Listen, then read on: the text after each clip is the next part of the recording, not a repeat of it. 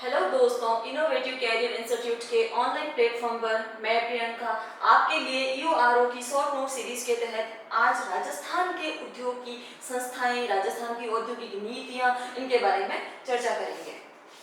बात करते हैं राजस्थान के उद्योग।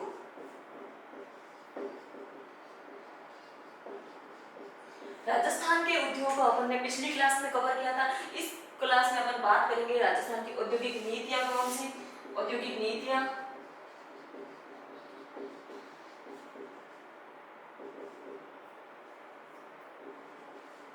औद्योगिक नीतियां और बात करेंगे औद्योगिक संस्थाओं की।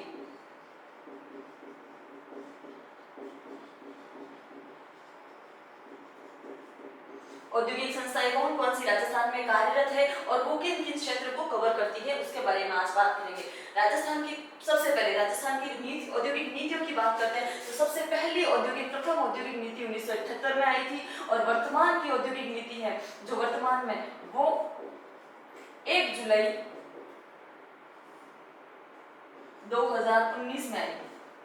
औद्योगिक नीति में यही याद रखना प्रथम कब आई थी और वर्तमान में कब आई, बाकी कोई मतलब नहीं है। प्रथम 1978 में आई थी और वर्तमान में 1 जुलाई 2019 को आई है। अब बात करेंगे राजस्थान की औद्योगिक संस्थाओं की। राजस्थान में सरकारी से 6 औद्योगिक संस्थाएं कार्यरत है। देखिए कौन सी, पहली की बात करते हैं तो पहली स्थापना से हिसाब से अपन पहले बात करते हैं 1955 की बात करते हैं। इसमें स्थापना हो रही है आरएफसी की।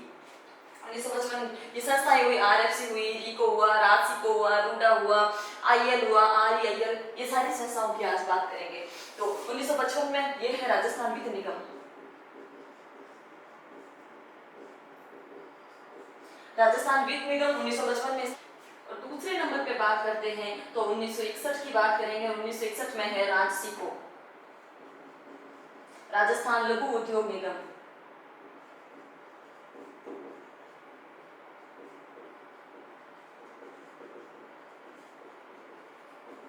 राजस्थान लघु उद्योग निगम। तीसरे नंबर पे अगर बात करते हैं तो 1964 की बात करेंगे और वो आईएल, इंस्ट्रूमेंट मतलब उपकरण लिमिटेड,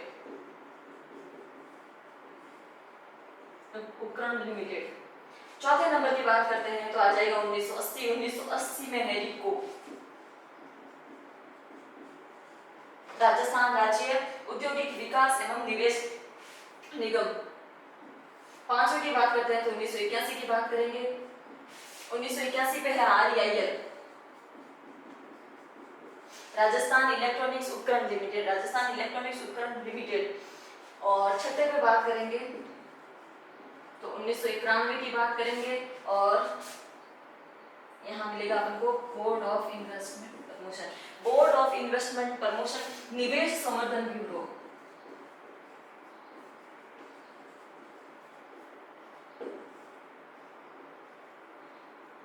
निवेश संवर्धन ब्यूरो की बात करेंगे। और 7 नंबर पे बात करेंगे 1995 में जो कि नवीनतम होगी और वो है रूडा। ये है गैर कृषि ग्रामीण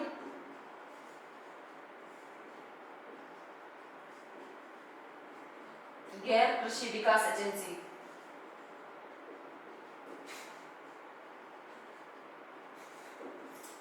अब इस क्लास में आज अपन इन टॉपिक्स पे बात करेंगे।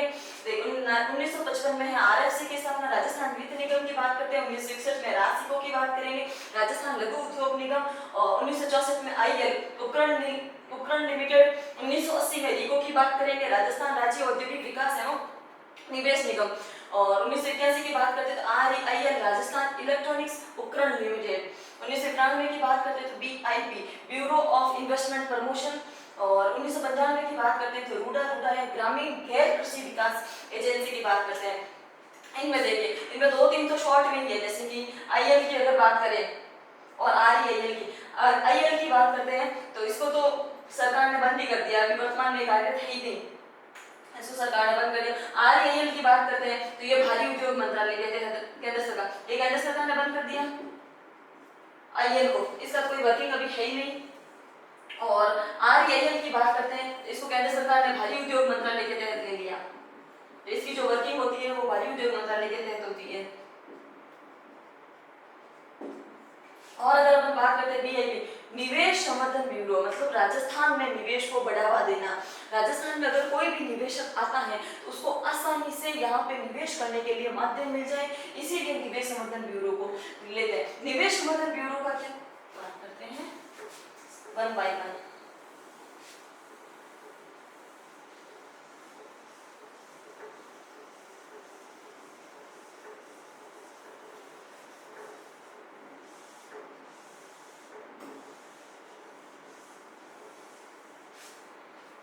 बीआईबी की बात करते हैं, निवेश संवर्धन ब्यूरो।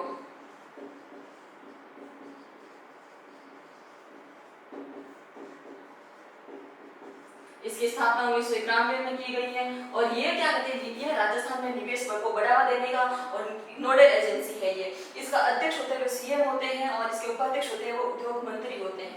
इसके अध्यक्ष होते हैं वो सीएम होते हैं और इसके उपाध्यक्ष होते हैं वो उद्योग मंत्री होते हैं। और ये नोडल एजेंसी है वो 10 करोड़ से अधिक के निवेश पे ही इस पे होती है। 10 करोड़ से कम का निवेश आएगा उसके लिए सिंगल विंडो क्लियरेंस के तहत ही वो यहाँ पे परमिशन लेके निवेश शुरू कर सकता है। और अगर 10 करोड़ से ज्यादा का निवेश है तो उसको बीआईपी से परमिशन लेनी पड़ेगी, उसके बाद राजस्थान में वो निवेश करेगा। और ये किन किन क्षेत्रों में निवेश को परमिशन देता है, कृषि के क्षेत्र में, इलेक्ट्रॉनिक्स के क्षेत्र में, आईटी के क्षेत्र में, पर्यटन के क्षेत्र में एक्सेट्रा में ये निवेश को बढ़ावा देता है। अब अपन बात करते हैं रूडा की।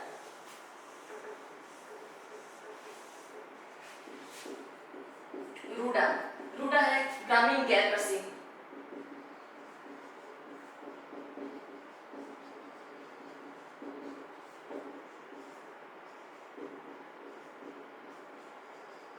ग्रामीण गैर कृषि विकास एजेंसी, इसकी स्थापना 1995 में की गई। ग्रामीण गैर कृषि से ही अपन को पता चल रहा है कि ये जो गैर कृषि उद्योग जो भी छोटे छोटे होते हैं गांवों में उनको बढ़ावा देने के लिए इसकी स्थापना की गई है।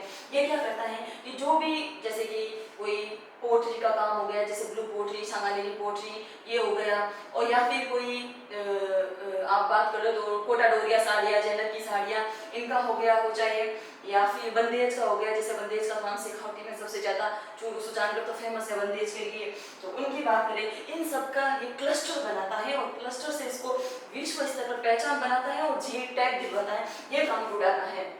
रूडा की बात करते हैं तो रूडा क्या करता है, ये तो गैर कृषि कार्यों को बढ़ावा देता है और ये क्लस्टर बेस्ड है।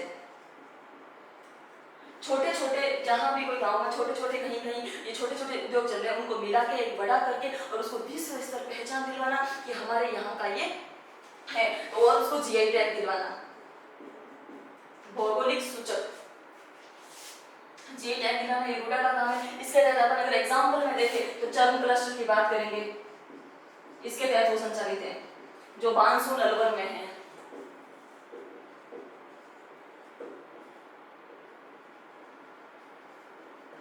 चर्म क्लस्टर इसके तहत संचालित है। ब्लू पोल्ट्री का क्लस्टर है, सांगानेरी पोल्ट्री का है, चाहे बंदेज का शेखावटी में, और ये पोल्ट्रीज का है वो जयपुर में। ये सारे क्लस्टर से रूडा के तहत संचालित होते हैं। अब अपन बात करेंगे आरएफसी की बात करते हैं, राजस्थान वित्त निगम। इसकी स्थापना 1955 में हुई है। ये क्या करता है, ये मतलब एमएसएमई को, सूक्ष्म लघु और मध्यम जो उद्योग है उनको ऋण प्रदान करती है जिससे कि वो अपना उत्पाद ला सके, कच्चा उद्योग ला सके या जो भी कर सके उनके लिए। तो ये क्या करती है, आरएफसी क्या करती है, मैक्सिमम 20 करोड़ तक का ऋण देती है। किसको, एमएसएमई को। एमएसएमई को 20 करोड़ तक का ऋण देती है ये, और ये इस ऋण को अल्पकाल के लिए भी देती है, अल्पकाल के लिए देती है, मध्यकाल के लिए भी देती है और दीर्घकाल के लिए। ये 3 फॉर्म में ऋण को देती है। 20 करोड़ रुपए ये 3 फॉर्म में देती है, अल्पकाल के लिए भी देती है, मध्यकाल के लिए भी देती है, दीर्घकाल के लिए भी देती है। अल्पकाल का जो टाइम है वो 15 माह के लिए। अगर कोई ऋण 15 माह के लिए ले रहा है, अल्पकाल में आ जाएगा। कोई 15 माह से लेके 5 वर्ष के लिए ले रहा है तो वो मध्यकाल में आ जाएगा। और 5 वर्ष से अगर किसी को ज्यादा के लिए चाहिए तो वो दीर्घकाल का ऋण हो जाएगा और आरएफसी इस ऋण को देती है।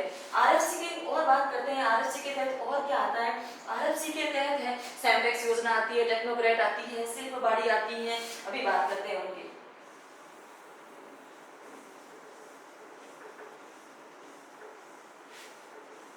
आरएफसी के तहत देखिए युवा उद्यमिता योजना इसके तहत संचालित होती है। इसके तहत ये 5 करोड़ का इनको ऋण देती है, युवाओं को स्वरोजगार प्रदान करने के लिए 5 करोड़ का ऋण देती है युवा उद्यमिता योजना। और इसी के तहत आती है महिला उद्यम निधि योजना। महिला उद्यम निधि योजना भी इसके तहत आती है। सैमफेक्स आती है, सैमफेक्स योजना है कि जो अपने एक्स सर्विस में जो रिटायर्ड एम्प्लॉय है उनको स्वरोजगार मिले। जैसे कि ये सैमफेक्स है, self employment for ex serviceman की बात करते हैं। ये सैमफेक्स योजना एक्स सर्विसमैन को स्वरोजगार के लिए है। सैमफेक्स फिर अपन बात करते हैं टेक्नोक्रेट योजना है, ये टेक्नोक्रेट योजना है, शिल्प बाड़ी है, शिल्प बाड़ी योजना आती है इसके तहत। और बात करें तो वो कंपोजिट योजना आती है,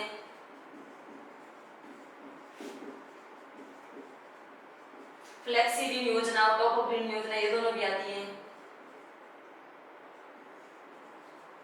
फ्लेक्सी ऋण योजना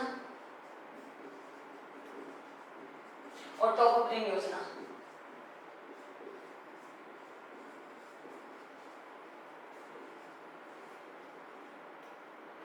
ये शिल्प बाड़ी में इनको यहाँ पे 20 लाख का ये लोन देती है। तो आरएफसी के तहत अपन बात करते हैं, आरएफसी की स्थापना 1955 में हुई है।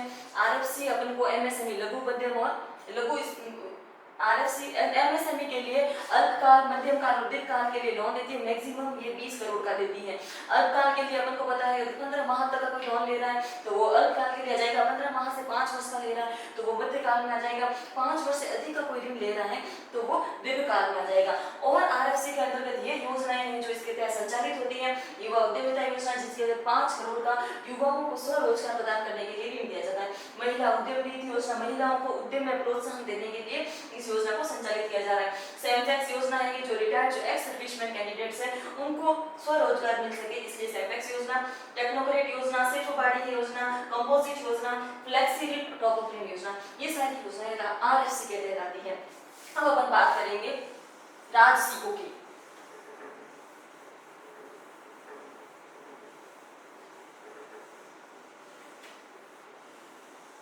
राजस्थान लघु उद्योग निगम राजसिको की बात करेंगे।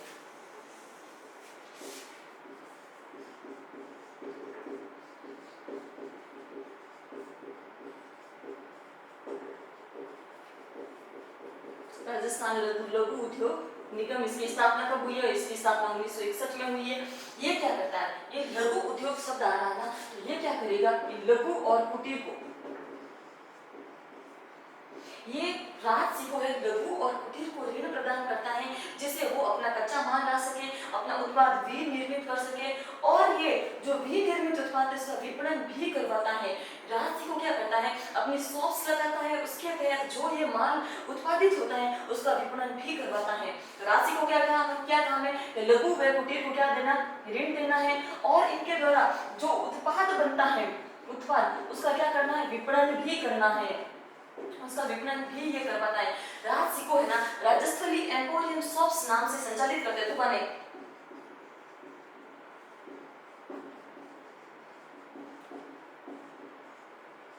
राजस्थली एम्पोरियम शॉप्स नाम से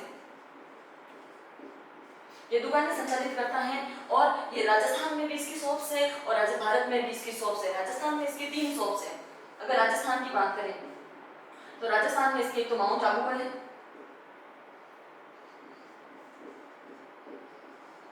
माउंट आबू, दूसरी आमेर है और तीसरी इसके उदयपुर में है। तो ये इन दुकानों के माध्यम से जो इनका उत्पादित माल है उसको बाहर भी भिजवाता है, विपणन भी करवाता है। और भारत के की बात करते हैं तो भारत में 4 जगह पे इसकी शॉप्स हैं, राजस्थली एम्पोरियम शॉप्स नाम से 4 जगह है। पहली कहाँ पे है? पहली दिल्ली में, दूसरी आगरा, तीसरी मुंबई और चौथी है कोलकाता। ये 4 जगह इनकी शॉप्स है। और अगर राशिको की बात करते हैं तो राशिको क्या काम करता है? राशिको प्रशिक्षण का कार्य भी करवाता है। कौन से प्रशिक्षण? जैसे कि फर्ड प्रशिक्षण के अंदर राशिको के अंतर्गत आता है। और बात कर ले अगर अपन जैसे कि मेवाड़ चित्रशैली प्रशिक्षण केंद्र की बात कर लेते हैं या कोटा बूंदी चित्रशैली प्रशिक्षण केंद्र की जो प्रशिक्षण केंद्र है वो सारे के सारे राजसिको के अंतर्गत आते हैं। इसके साथ में और कौन से आएंगे? तो एक नंबर पे तो ये आ जाएंगे राजस्थली एम्पोरियम शॉप्स। दूसरे पे इसमें आते हैं प्रशिक्षण केंद्र, चाहे गलीचा प्रशिक्षण केंद्र हो। तो देखिए फर्ड प्रशिक्षण केंद्र की बात कर लेते हैं, गलीचा प्रशिक्षण केंद्र की बात कर लेते हैं।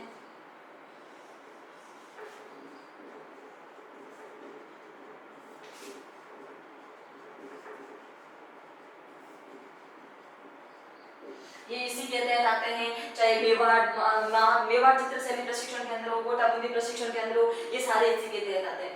राजसिको तहत और आते हैं, जैसे राजस्थली एम्पोरियम शॉप्स हो गया पहला, दूसरा प्रशिक्षण केंद्र हो गया। और अगर राजसिको की बात करते हैं तो राजसिको तहत कहते हैं शुष्क बंदरगाह जो होते हैं वो राजसिको के तहत आते हैं। और एक वो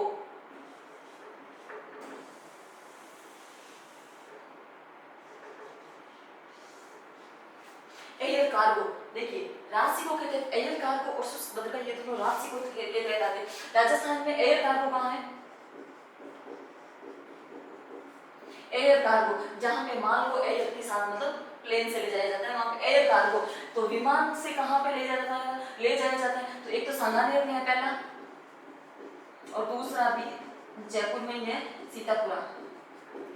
ये दोनों ही जयपुर में। तो राजस्थान में एयर कार्गो की बात करें तो एयर कार्गो कहाँ है? पहला सांगानेर, दूसरा सीतापुरा, दोनों ही जयपुर के अंदर है। और बात करते हैं इनलैंड कंटेनर डिपो, शुष्क बंदरगाह जिनको कहते हैं आईसीडी, इनलैंड कंटेनर डिपो की बात करते हैं जो शुष्क बंदरगाह है वो भी राजसिको के तहत संचालित होते हैं। आईसीडी इसको इनलैंड कंटेनर डिपो की बात करते हैं जिनको अपन शुष्क बंदरगाह कहते हैं। ये भी राजसिको के तहत ही संचालित होता है। शुष्क बंदरगाह की बात करते हैं तो पहला शुष्क बंदरगाह है मानसरोवर जयपुर।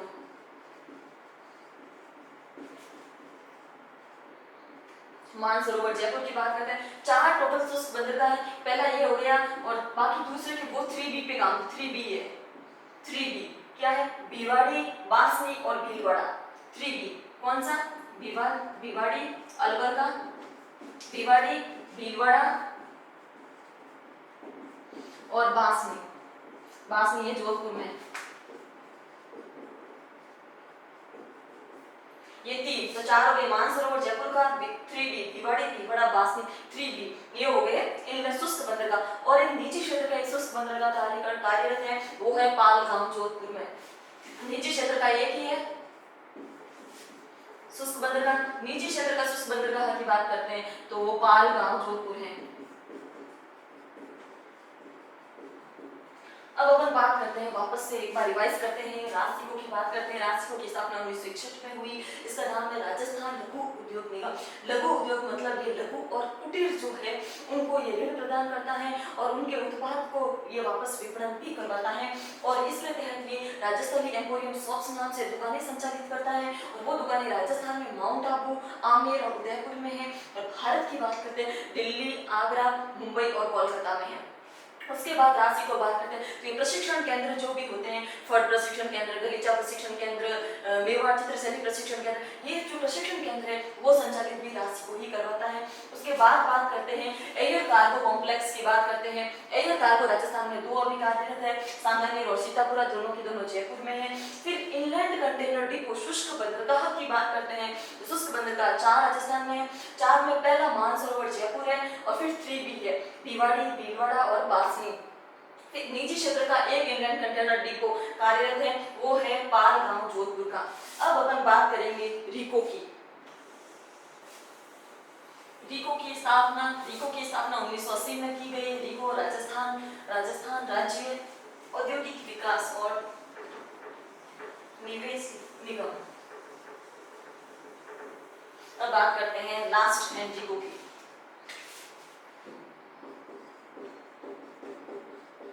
रिको की स्थापना 1980 में की गई। अपन अब इसकी ये बात करेंगे कि रिको के तहत क्या क्या संचालित होता है। तो देखिए स्टार्टअप, कोई भी राजस्थान में स्टार्टअप आ रहा है वो शुरुआत में रिको से ही शुरू होता है। तो रिको के अंदर स्टार्टअप की अगर बात करते हैं, स्टार्टअप का मतलब कोई भी नया बिजनेस शुरू करना, छोटा हो चाहे कुछ भी हो, तो स्टार्टअप रिको के तहत आते हैं। उसके बाद अगर अपन शुरू करें बात करें तो से सोशल इकोनॉमी ना social sensitive economic zone, sensitive economic zone में वो सेंसिटिव जो पारिस्थितिकी से जो सेंसिटिव जोन है वो यहाँ है ना, मतलब रिको के तहत आते हैं एसईजेड सेंसिटिव इकोनॉमिक जोन की बात करते हैं। तो राजस्थान में 3 तो संचालित है, तीनों के तीनों ही जयपुर में, सीतापुरा फर्स्ट, सीतापुरा सेकंड और महेंद्र वर्ल्ड सिटी। सेज की बात करते हैं तो पहला सीतापुरा सेज की बात करेंगे, सीतापुरा सेज फर्स्ट, और दूसरा है सेम सीतापुरा सेज सेकंड। तो सीतापुरा फर्स्ट एंड सेकंड दोनों सेज है वो जयपुर में ही है। और तीसरा है Mahendra world city, Mahendra world city. तो ये तीनों के तीनों है वो जयपुर में है। और सेज प्रस्तावित है 5 सेज प्रस्तावित में बात करते हैं, 5 2 जयपुर में, जैमपैक्ट सेज, वाटिका सेज 2 जयपुर में है, एक मानसरोवर जोधपुर में है, एक आरएनबी बीकानेर में है और एक खुशखेड़ा अलवर में है। 5 सेज प्रस्तावित है। प्रस्तावित की बात करते हैं, प्रस्तावित की बात करते हैं तो 5 प्रस्तावित है। कौन कौन से? जैमपैक्ट एंड वाटिका सेज, ये दोनों तो है जयपुर में, ये दोनों जयपुर में है। मानसरोवर की बात करते हैं, मानसरोवर ये जोधपुर में है सेज। और आरएनबी सेज की बात करेंगे तो ये बीकानेर में है। और खुशखेड़ा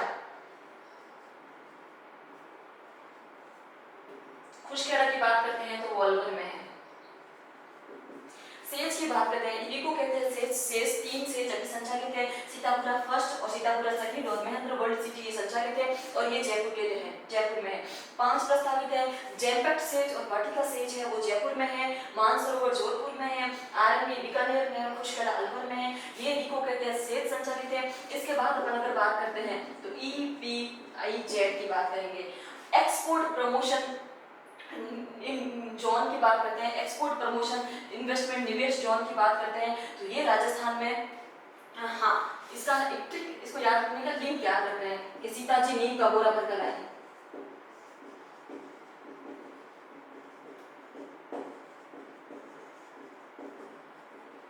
इससे क्या है, ये 3 जगह है, सीताजी फॉर सीतापुरा जयपुर, सीतापुरा जयपुर की बात करेंगे। और सीताजी नीम का नीमराणा हो गया अलवर, सीताजी नीम का बोरा भरकर लाए, बोरा में यहाँ हो जाएगा अपने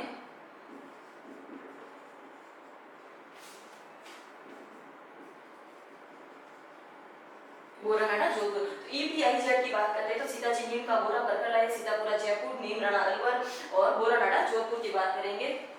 रिको में स्टार्टअप सेज ईपीआईजेड की बात करते हैं। और अगर अपन बात करते हैं तो बात करेंगे जापानी पार्क। जापानी पार्क राजस्थान में 2 है, दोनों के दोनों अलवर में है, अलवर में है पहला नीमराणा और दूसरा है गिलोट। तो जापानी पार्क राजस्थान में 2 है, नीमराणा और गिलोट में। और ये फर्स्ट यहाँ पे है और सेकंड यहाँ पे, गिलोट सेकंड है। यहाँ पे ही कोरियन पार्क है, कोरियन पार्क है यहाँ पे, और यहाँ पे ही सिरेमिक जोन है, यहाँ पे ही सिरेमिक जोन है। जापानी पार्क नीमराणा और गिलोट में है, यही गिलोट में कोरियन पार्क है और सिरेमिक जोन है। अब बात करते हैं अपन सिरेमिक जोन तो गिलोट में है, अगर बात करते हैं सिरेमिक कॉम्प्लेक्स की, कॉम्प्लेक्स मतलब मिश्रण करना होता है, तो मिश्रण होके तो वो खारा हो जाता है, तो सिरेमिक कॉम्प्लेक्स की बात कर लेते हैं तो वो खारा बीकानेर में है। सिरेमिक कॉम्प्लेक्स की अगर बात करते हैं तो वो खारा बीकानेर में है। अब अब अपन कोरिया पार्क के बाद मतलब जापानी पार्क नीमराणा और गिलोट दो जगह जापानी पार्क है, और गिलोट में कोरिया पार्क और सेरेमिक जोन है, सेरेमिक जोन और कोरिया पार्क गिलोट में है। और तो सेरेमिक कॉम्प्लेक्स की बात करेंगे तो कॉम्प्लेक्स होके मिश्रण होके उसका खरा बन गया, मतलब कॉम्प्लेक्स है वो खरा बीकानेर में। अब अपन बात करते हैं रिको के अंदर गिरती, देखिए रिको में स्टार्टअप आ गई, रिको में सेज आ गए, SEZ Sitapura first second Mahindra world city आ गया। और प्रस्तावित 5 है ये, जेम पैक्ट सेज है, वाटिका सेज है, मानसरोवर जोधपुर में है, आरएमबी बीकानेर में है, खुशखेड़ा अलवर में है, ईपीआईजेड है, एक्सपोर्ट प्रमोशन इन्वेस्टमेंट जोन की बात करते हैं, निर्यात समर्थन निवेश जोन की बात करते हैं तो सीताजी नीम का बोरा भर के लाई ये अपन की ट्रिक है। और इसमें 3 है, सीतापुरा है जयपुर का, नीमराणा अलवर का है और बोरानाडा जोधपुर का है। इन 3 की बात करते हैं। जापानी पार्क हो गए, नीमराणा और गिलोट में हो गए, तो गिलोट में कोरिया पार्क भी हो गए, सिरेमिक जोन भी हो गया। अब अपन अगर बात करें आगे फूड पार्क्स की बात करेंगे। फूड पार्क्स में मेगा फूड पार्क्स भी है, एग्रो फूड पार्क्स भी है, इनके अभी अपन डिस्कस करेंगे।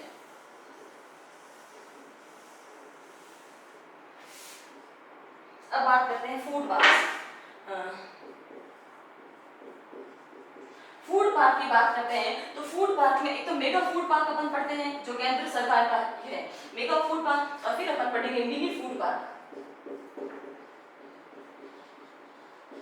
फूड पार्क की बात करते हैं, मेगा फूड पार्क और mini food park. Mega food park Rajasthan में रूपनगढ़ अजमेर में एक बना हुआ है और एक प्रस्तावित है जो पलाना बीकानेर में प्रस्तावित है। तो एक बना हुआ कहाँ है, रूपनगढ़ अजमेर में बना हुआ है और पलाना बीकानेर में प्रस्तावित है, पलाना बीकानेर में प्रस्तावित है, अभी कंप्लीट नहीं हुआ। तो मेगा फूड पार्क की बात करते हैं तो राजस्थान में एक है, रूपनगढ़ अजमेर में है, प्रस्तावित पलाना बीकानेर में। मिनी फूड पार्क की बात करते हैं तो बांद्राबाड़ में, बांद्राबाड़ में भी शुरू हो गए, मिनी फूड पार्क है। और अब अगर इसमें हम बात करते हैं एग्रो फूड पार्क की बात करेंगे, वैसे के वैसे जैसे फूड पार्क है वैसे के वैसे agro food park,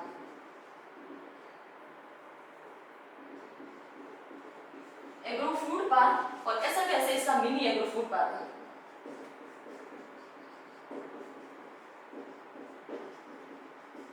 mini agro food park, तो एग्रो फूड पार्क में अपन एक ऐसे जक्कास नाम से कुछ लिंक याद रखेंगे, JAKS जक्कास से ऐसे याद रखेंगे।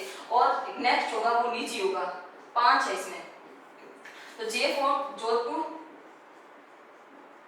A फॉर अलवर,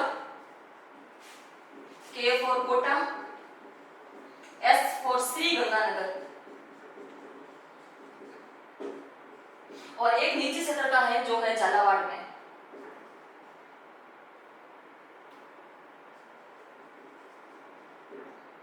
झालावाड़ में नीचे क्षेत्र का एग्रो फूड पार्क की बात करते हैं तो JAKS की याद रखेंगे जक्कास, और नीचे क्षेत्र का झालावाड़ में है। और मिनी एग्रो फूड पार्क की बात करेंगे तो चैनपुरा लेवाई चौक में है।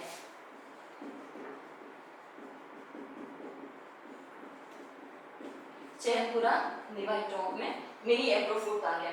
एग्रो फूड पार्क को ऐसे याद करेंगे, food park, mini food park. जो फिर मेगा फूड पार्क और मिनी फूड पार्क की बात करते हैं, मेगा रूपनगढ़ अजमेर में है और प्रस्तावित पलाना बीकानेर में। मिनी फूड पार्क की बात करते हैं तो बांद्रा बाड़मेर में। फिर एग्रो की बात करेंगे, एग्रो फूड पार्क और agro mini agro food park की बात करेंगे।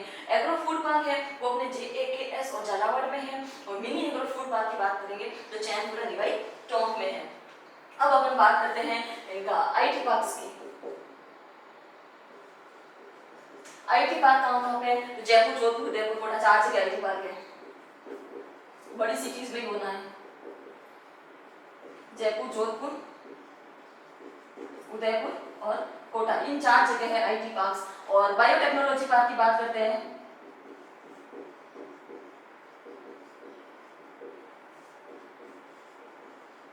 बायोटेक्नोलॉजी पार्क अपने 2 जगह है, एक सीतापुरा है,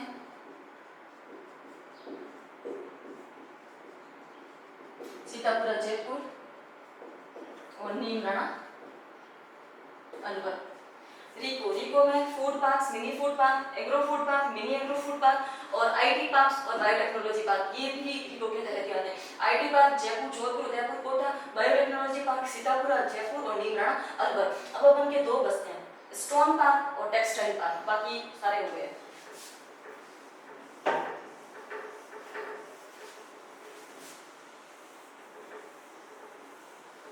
अब अपन के स्टोन पार्क और textile park,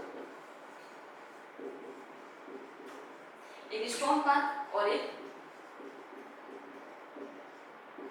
textile park. Stone park के बारे में ज्यादा पूछता है, टेक्सटाइल के बारे में फिर भी कम पूछता है। स्टोन पार्क, स्टोन पार्क सबसे पहला कहाँ पे है, ये सब बहुत ज्यादा पूछता है। विष्णुदा धौलपुर में है जो पहला।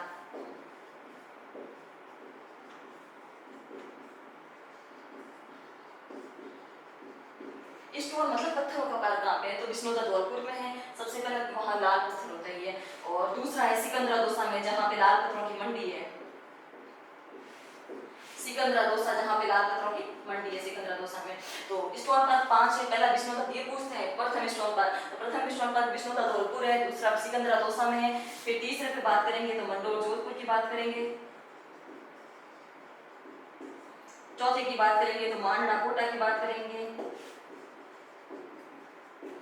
पांचवे की बात करेंगे तो मासलपुर करौली।